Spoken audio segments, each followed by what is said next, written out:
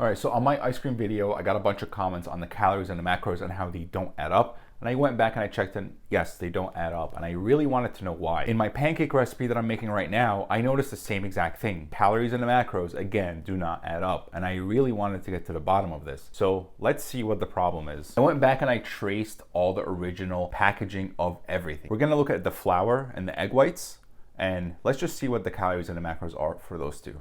And I'm gonna have them on the screen. First of all, let's look at the egg whites. The egg whites that everyone uses. Most of you watching this video probably have the same exact egg white carton in your fridge right now. Let's look at the calories and the macros of it. So per one serving, 25 calories, 5 grams of protein. Sounds great. Let's multiply that out. We all know that 1 gram of protein has 4 calories. So 5 times 4 is 20 calories. There's 25 calories. That's a 20% error. There's 20% more calories than the macros claim to say. Why does that happen? Next, the flour. If you add all these up, you're gonna get 108. They claim 110. So it's not a big deal, it's only 2 calories. But that's just per one serving. That's per a quarter cup. If you use a cup, that's already 8 calories right there. So macros are not accurate.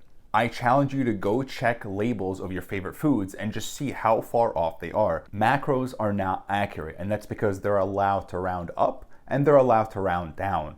And I really wanted to see how far they can get away with this. So to get to the bottom of this, I went to the USDA website and I looked at their guidance for creating nutritional labeling. So if we scroll down to statistically analyzing the data and interpreting the results, you'll see how they come up with their values. And here they show you how they come up with these values. So it's this equation that spits out a predicted value based on a mean of some sample data and the prediction of future data.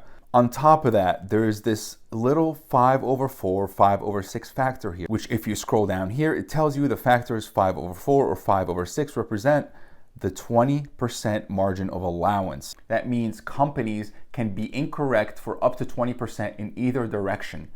So if a food is 100 calories, it could really be 80 or 120, and they're allowed to do that by law, which could explain why the egg whites were so off by 20%. This is my main reason for not counting macros. They're not accurate. So I count my calories and I count my protein.